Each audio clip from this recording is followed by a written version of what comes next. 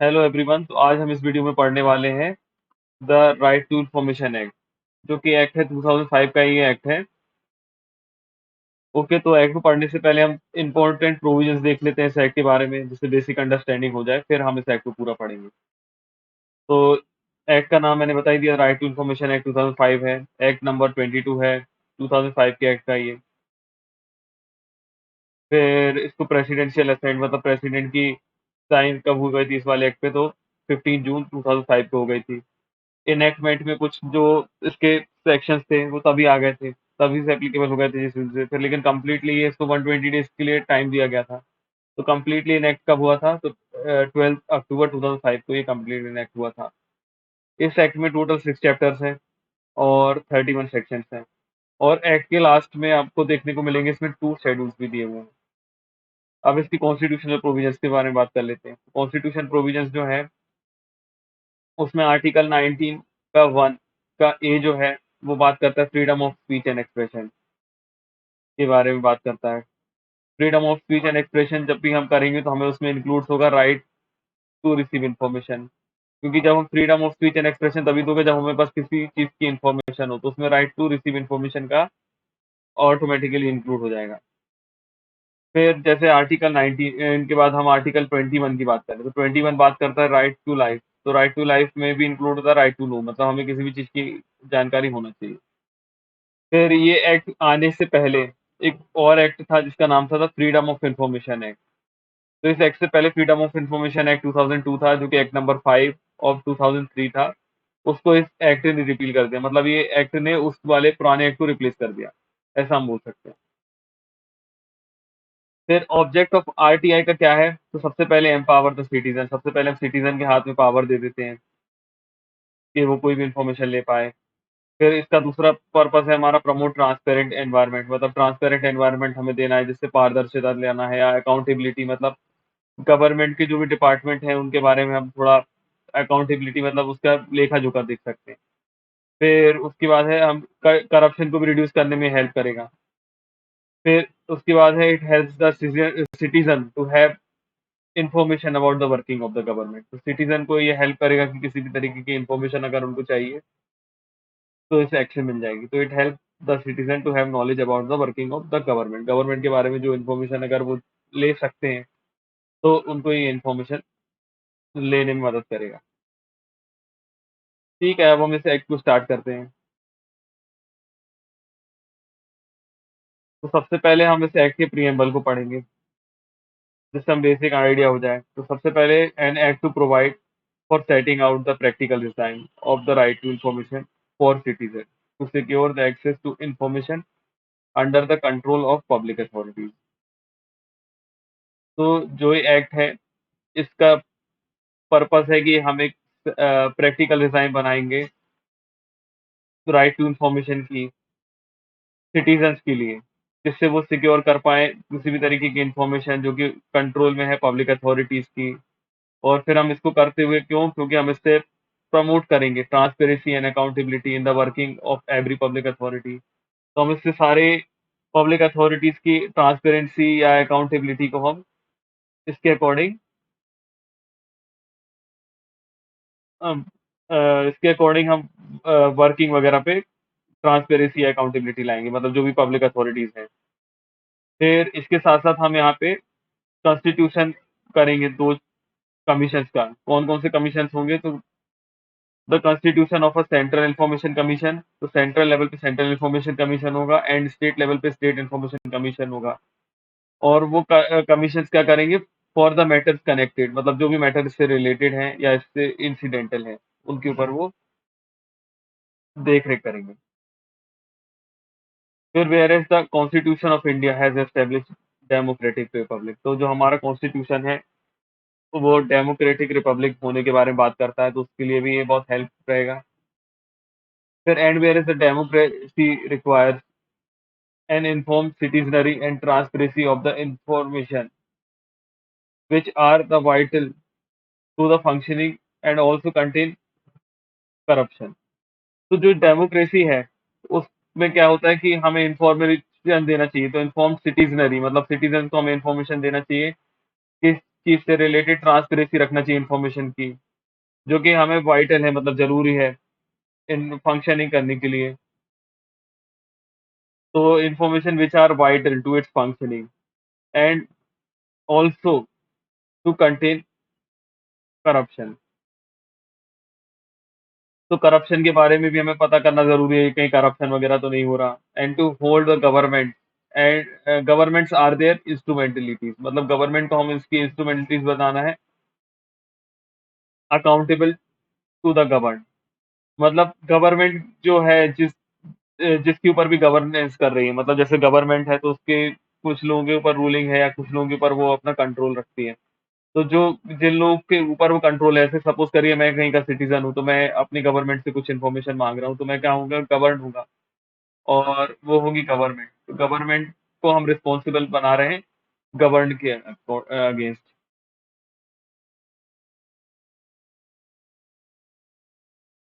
फिर इसमें लिखा हुआ है and where the revelation of information in actual practice. तो हमें रिवील करना है इन्फॉर्मेशन जो कि एक्चुअल प्रैक्टिस में likely to conflict with other public interest, जो कि अदर पब्लिक इंटरेस्ट से कॉन्फ्लिक्ट कर रहे हैं, हमें उसका रिवील करना है इन्फॉर्मेशन का, जिससे हम इंक्लूड कर पाएंगे efficient operations of the government. हम एफिशिएंट ऑपरेशंस ऑफ गवर्नमेंट को इंक्लूड कर पाएंगे कि गवर्नमेंट के जो ऑपरेशंस है उसको एफिशिएंटली करना पॉसिबल हो जाएगा।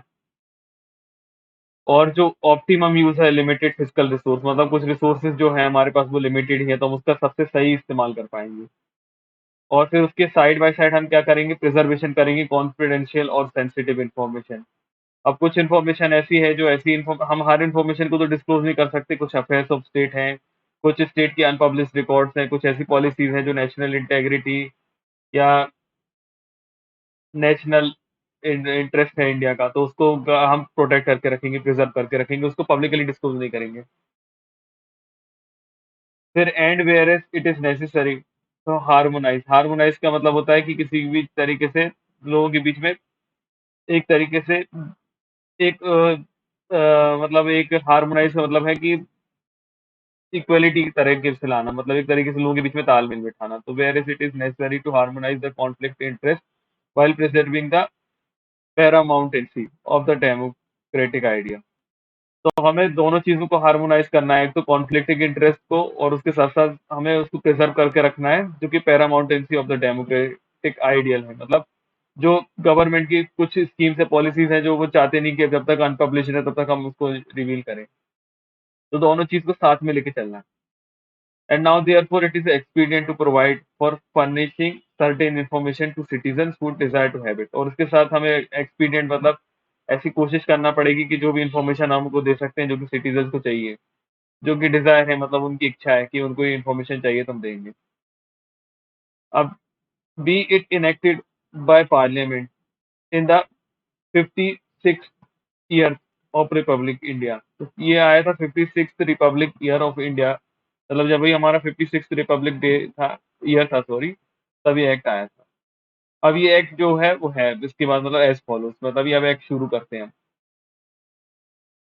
तो चैप्टर वन है, चैप्टर वन है प्रिलिमिनरी।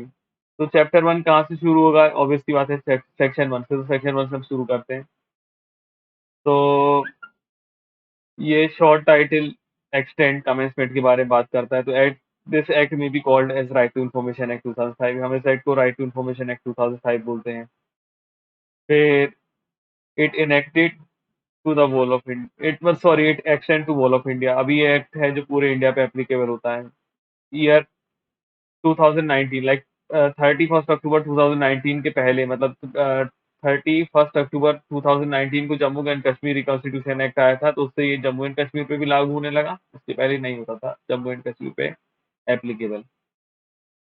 अब थर्ड बात करता है the provisions of sub section one of section four. जो प्रोविजंस है सब सेक्शन वन के सेक्शन फोर में जो दिया है, या फिर सब सेक्शन है वन और टू जो कि सेक्शन फाइव में, या सेक्शन 12, सेक्शन 13, 15, 16, 24, 27 एंड 28 है, वो आ गए थे shall come into force at once, मतलब तभी आ गए थे जिस दिन ये एक्ट को असेंट मिली थी। and the remaining provisions of this act shall come into force on 120th day of its enactment. तो इतने सारे जो मैंने आपको ये सेक्शंस बताए, सब सेक्शंस बताए, जो मैंने बताए, ये डेट ऑफ एनेक्टमेंट के टाइम पे ही आ गए थे, और बाकी कुछ जो बाकी चीजें थी उसके लिए 120 डेज का टाइम दिया गया था एनेक्टमेंट के बाद का। क्या रहता है, कुछ इन्फॉर्मेशन गवर्नमेंट को पहले से ही अपने पास से स्टोर करना चाहिए या मतलब रखना चाहिए। अब वो इन्फॉर्मेशन जिस दिन ये एक्ट आ गया उसी दिन से तो पॉसिबल नहीं है। तो गवर्नमेंट डिपार्टमेंट्स को कुछ इन्फॉर्मेशन अपने डेटा को प्रिपेयर करने के लिए 120 डेज का टाइम दिया था, इसलिए 120 डेज बाद कंप्लीटली इनेक्ट हुआ था। तो अब बात करते हैं सेक्शन 2 बात करता है डेफिनेशन के बारे में। तो in this act unless the context otherwise requires, तो अगर अदरवाइज रिक्वायर्स होगा तो ठीक है, नहीं तो यहाँ पे मतलब अदरवाइज कुछ बताया होगा तो ठीक, नहीं तो यहाँ पे जो चीज बताई हुई है उस तरीके से होगा। तो एप्रोप्रिएट गवर्नमेंट का क्या मीनिंग हुआ, मतलब ए वाला पढ़ रहे हैं अभी हम, ए में है एप्रोप्रिएट गवर्नमेंट। तो means in relation to a public authority which is established, constitute, owned, control or substantially financed by funds directly or indirectly।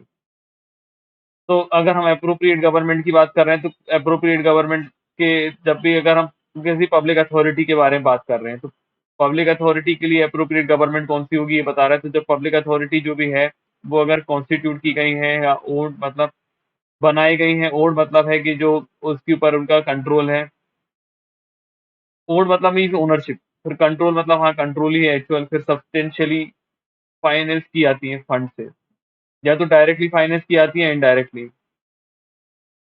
अगर वो देखिए सेंट्रल गवर्नमेंट या यूनियन टेरिटरी एडमिनिस्ट्रेशन से होती है तो सेंट्रल गवर्नमेंट हो जाएगा उनके लिए, या फिर कोई स्टेट गवर्नमेंट से होती है तो उनके लिए वो स्टेट गवर्नमेंट हो जाएगा।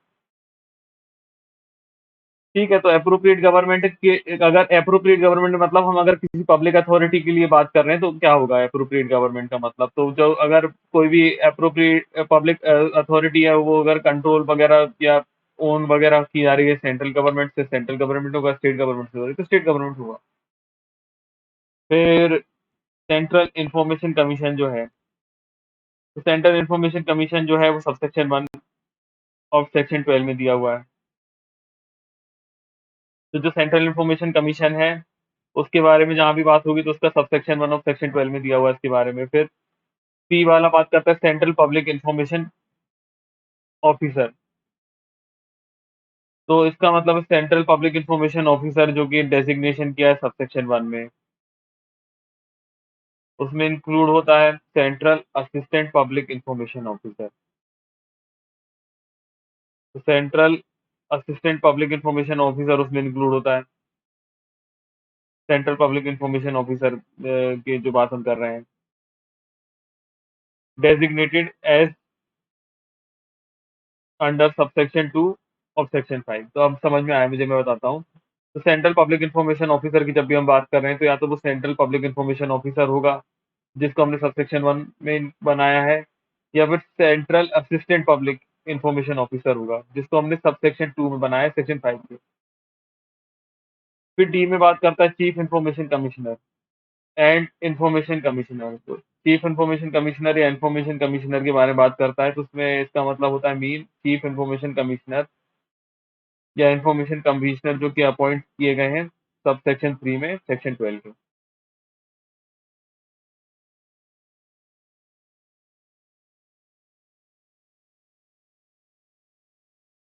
फिर बात करते हैं कॉम्पिटेंट अथॉरिटी। तो कॉम्पिटेंट अथॉरिटी क्या होगी, तो कॉम्पिटेंट अथॉरिटी सबसे पहले स्पीकर होगा in case of house of the people. House of the people मतलब लोकसभा की बात हो रही है तो स्पीकर होगा लोकसभा का। और अगर legislative assembly of the state की बात और यूनियन टेरिटरी की हो रही है having such assembly, then the chairman in the case of council of state और लेजिस्लेटिव काउंसिल ऑफ स्टेट। तो अगर हम स्पीकर की बात करेंगे, अगर हम लोकसभा की बात कर रहे हैं, और अगर स्टेट की लेजिस्लेटिव असेंबली या यूनियन टेरिटरी की बात हो रही है तो उसका असेंबली का जो भी चेयरमैन है जो कि काउंसिल ऑफ स्टेट मतलब अ, या फिर legislative council of state.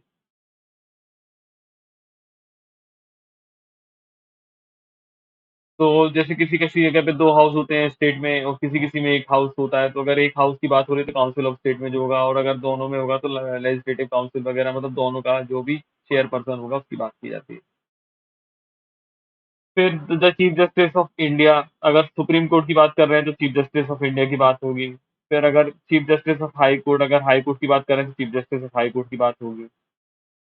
The president और गवर्नर, ऐसा केस में भी प्रेसिडेंट और गवर्नर होंगे जैसा भी हो। इन अदर अथॉरिटीज एस्टेब्लिश्ड और कॉन्स्टिट्यूटेड बाय और अंडर द कॉन्स्टिट्यूशन, या फिर अदर अथॉरिटीज हैं जो कि एस्टेब्लिश की गई हैं या कॉन्स्टिट्यूट मतलब बनाई गई हैं कॉन्स्टिट्यूशन के अकॉर्डिंग। फिर एडमिनिस्ट्रेटर जो कि अपॉइंट किया गया है आर्टिकल 239 ऑफ द कॉन्स्टिट्यूशन, तो जो भी एडमिनिस्ट्रेटर हमने अपॉइंट किया है आर्टिकल 239 ऑफ कॉन्स्टिट्यूशन में वो भी। फिर एफ में देखिए इन्फॉर्मेशन, ये थोड़ा इंपॉर्टेंट है, इसको आप याद रखिए, ये बहुत इंपॉर्टेंट डेफिनेशन लगते हैं मुझे। तो इन्फॉर्मेशन का क्या मीनिंग होगा? तो इन्फॉर्मेशन का मीनिंग होगा any material in any form. तो कोई भी मटेरियल हो सकता है, किसी फॉर्म में हो सकता है, जैसे कि तो इंक्लूडिंग में लिखा हुआ है रिकॉर्ड्स, रिकॉर्ड्स हो सकते हैं, डॉक्यूमेंट हो सकते हैं, मेमो, मेमो मतलब होता है कि याददाश्त के लिए कोई भी चीज़ बनाई जाती है, मेमोज़, मतलब मेमोरेंडम बोलते हैं, तो मेमोज़ मतलब याददाश्त के लिए। फिर ईमेल, ईमेल मतलब तो आप जानते हैं। फिर ओपिनियंस भी हो सकते हैं या एडवाइसेज़ हो सकती हैं। प्रेस रिलीज़ेज़ मतलब कुछ चीज़ें जो प्रेस मतलब न्यूज़पेपर्स वगैरह में छपती हैं। सर्कुलर, सर्कुलर्स भी वैसे ही हो गया कि कोई भी चीज़ सर्कुलेशन में है।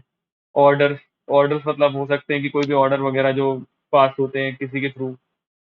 फिर लॉग बुक्स भी आ सकती हैं इसमें। लॉग बुक्स मतलब जो बुक्स हैं जिसके अंडर कुछ भी पर्टिकुलर चीज़ के बारे में बताया हुआ है।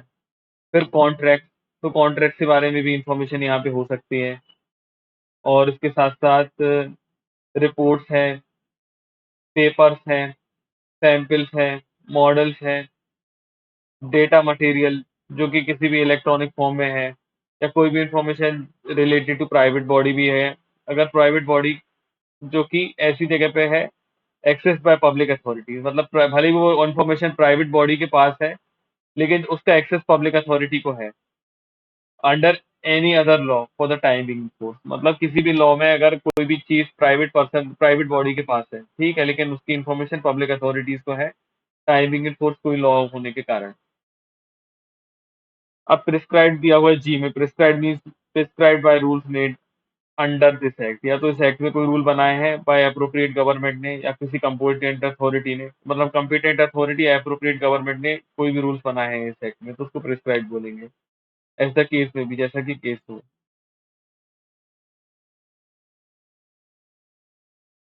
अब एच है पब्लिक अथॉरिटी।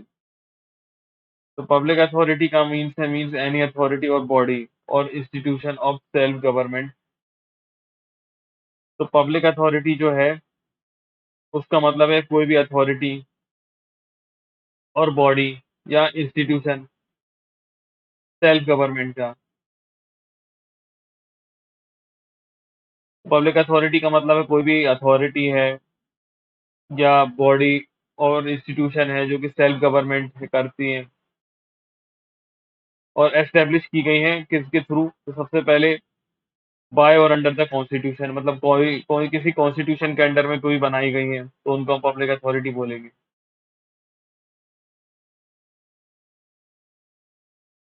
फिर दूसरा है by any other law made by parliament, या तो पार्लियामेंट ने कोई लॉ बनाया है उसके थ्रू, या by any other law made by state legislature. अब देखिए यहाँ पे पार्लियामेंट ने मतलब सेंट्रल लॉ होगा, पार्लियामेंट का होगा तो पार्लियामेंट ने कुछ बनाया होगा, तो अगर स्टेट का होगा तो स्टेट लेजिस्लेचर लॉ बनाया होगा। अगर बाय नोटिफिकेशन इशूड और order made by appropriate government, या तो कोई नोटिफिकेशन इशू करके या ऑर्डर जो एप्रोप्रिएट गवर्नमेंट ने बनाया है।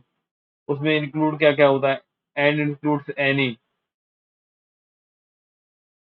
तो उसमें कोई भी बॉडी है जो कि और ओन मतलब उसका ओनरशिप है या फिर कंट्रोल है, सब्सटेंशियली फाइनेंस की जाती है, या फिर नॉन गवर्नमेंटल ऑर्गेनाइजेशन है लेकिन वो सब्सटेंशियली फाइनेंस होती है या तो डायरेक्टली या तो इनडायरेक्टली, जो कि अप्रोप्रिएट गवर्नमेंट फंड प्रोवाइड करती है उससे। अब आई में बताया हुआ है रिकॉर्ड्स के बारे में कि रिकॉर्ड्स में क्या क्या होता है, तो रिकॉर्ड्स में होता है records includes any document manuscript and file. तो डॉक्यूमेंट होते हैं रिकॉर्ड के अंदर, मैन्युस्क्रिप्ट या फाइल होती है। फिर एनी माइक्रोफिल्म मतलब कोई छोटी फ़िल्म या माइक्रो फेक फ़िएक, तो माइक्रोफिल्म, माइक्रोफ़िएक या एंड लिखा हुआ है, and facsimile copy of the document. तो फैक्सिमाइल कॉपी ऑफ डॉक्यूमेंट हो सकता है, माइक्रोफ़िल्म हो सकती है, माइक्रोफ़िनेक हो सकती है, माइक्रोफ़ीक जो भी है, इसका मतलब इसका प्रोनंसिएशन आप देख लीजिएगा, मैं अभी प्रोनंसिएशन नहीं कर पा रहा हूँ इन दोनों चीज़ों का प्रॉपर्ली। फिर एनी रिप्रोडक्शन ऑफ इमेज और इमेजेस एम्बॉडीड इन सच माइक्रोफिल्म, मतलब किसी भी तरीके का आप रिप्रोडक्शन ऑफ इमेज है या और इमेजेस हैं जो कि एम्बॉडीड है किसी भी फ़िल्म में, सच माइक्रोफिल्म में, वेदर एनलार्ज और नॉट, मतलब इससे फ़र्क नहीं पड़ता कि वो एनलार्ज की गई या नहीं।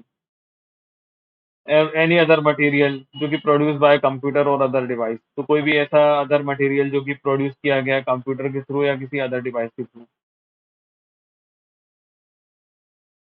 अब राइट टू इन्फॉर्मेशन क्या है? तो राइट टू इन्फॉर्मेशन जे में डिफाइंड हुआ है। तो राइट टू इन्फॉर्मेशन का means the right to information accessible under this act.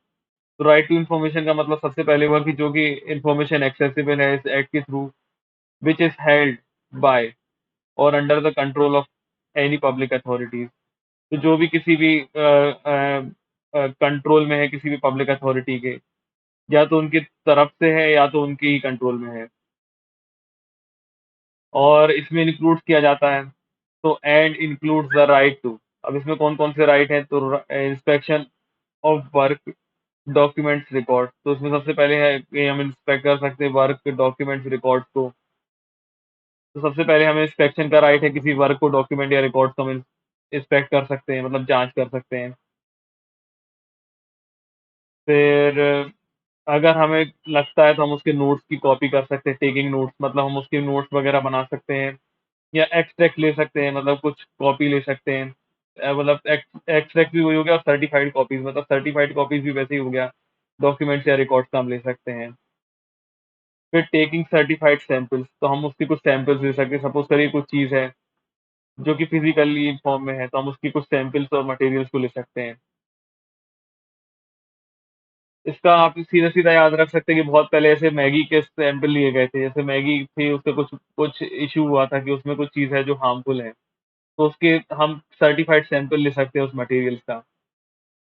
फिर 4 में है obtaining information in forms of disk, तो हम किसी भी डिस्क में, फ्लॉपी में, टेप में, वीडियो कैसेट्स में, या एनी अदर इलेक्ट्रॉनिक मोड, मतलब पेन ड्राइव वगैरह, जो अब पहले वो चीज़ें नहीं चलती थी तो यहाँ उस चीज़ का डिस्क्रिप्शन नहीं है, लेकिन लिखा हुआ है और in any other electronic mode और थ्रू प्रिंट आउट, या तो हम प्रिंट आउट के थ्रू कोई भी इंफॉर्मेशन ले सकते हैं। Where such information stored in a computer, जो कि कोई भी इंफॉर्मेशन किसी कंप्यूटर में स्टोर्ड है, या एनी अदर डिवाइस, या फिर किसी अदर डिवाइस में, इन एनी अदर डिवाइस लिखा हुआ है, किसी अदर डिवाइस में स्टोर है।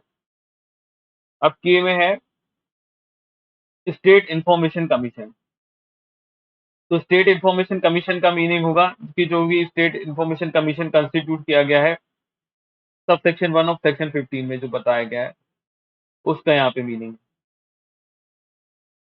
तो आगे जाके ये हमें आएगा ही, हम तब भी पढ़ेंगे जब वो सेक्शंस में हम पर्टिकुलर आएंगे। फिर एल में दिया हुआ है state chief information commissioner and state information commissioner, तो वहाँ पे ऐसे सेंट्रल इंफॉर्मेशन कमिश्नर और chief central chief information commissioner के बारे में पढ़ते आए थे, वैसे यहाँ पे है कि central chief information commissioner and state information commissioner. तो उसका मीनिंग होगा कि जो स्टेट चीफ इंफॉर्मेशन कमिश्नर है एंड स्टेट इंफॉर्मेशन कमिश्नर है, उनको हम अपॉइंट किया है सेक्शन 3 ऑफ सेक्शन 15 में। तो सब सेक्शन 3 में जो सेक्शन 15 के बारे में जब भी हम पढ़ेंगे तब हमें वहाँ पे बताया हुआ है, तो वहाँ पे बताया हुआ है ये चीज़। फिर एम में बताता है स्टेट पब्लिक इंफॉर्मेशन ऑफिसर। तो स्टेट पब्लिक इंफॉर्मेशन का ऑफिसर का मीनिंग होगा, स्टेट पब्लिक इंफॉर्मेशन ऑफिसर को डेजिग्नेटेड किया है सब सेक्शन 1 में, और उसमें कोई भी स्टेट का state assistant public information officer भी आ जाएगा। तो उसमें स्टेट पब्लिक इंफॉर्मेशन ऑफिसर के बारे में बात होगी तो स्टेट असिस्टेंट पब्लिक इंफॉर्मेशन भी आ जाएगा उसमें। ऑफिसर जो कि डेजिग्नेट किया गया है under sub section 2 of section 5, तो जो कि सब सेक्शन 2 ऑफ सेक्शन 5 में बताया गया है। अब एन में थर्ड पार्टी, इसको भी याद रखिएगा। थर्ड पार्टी क्या होता है? तो third party means a person other than citizen. तो सिटीजन जो भी हैं इंडिया के, उनके अलावा कोई भी अगर मेकिंग अ रिक्वेस्ट, मतलब कोई भी अगर रिक्वेस्ट कर रहा है हमसे, इंफॉर्मेशन मांग रहा है, and includes public authority. Third party कौन होगा? थर्ड पार्टी जो भी कोई सिटीजन के अलावा कोई भी पर्सन है जो कि इंफॉर्मेशन मांग रहा है, और उसमें कोई पब्लिक अथॉरिटी भी होगी तो वो भी आ जाती है। जैसे कभी कोई पब्लिक अथॉरिटी इंफॉर्मेशन मांग रही है तो हम उसको थर्ड पार्टी बोलेंगे। ओके, तो आज हमने चैप्टर 1 कंप्लीट कर लिया। नेक्स्ट वीडियो हम चैप्टर 2 से पढ़ेंगे।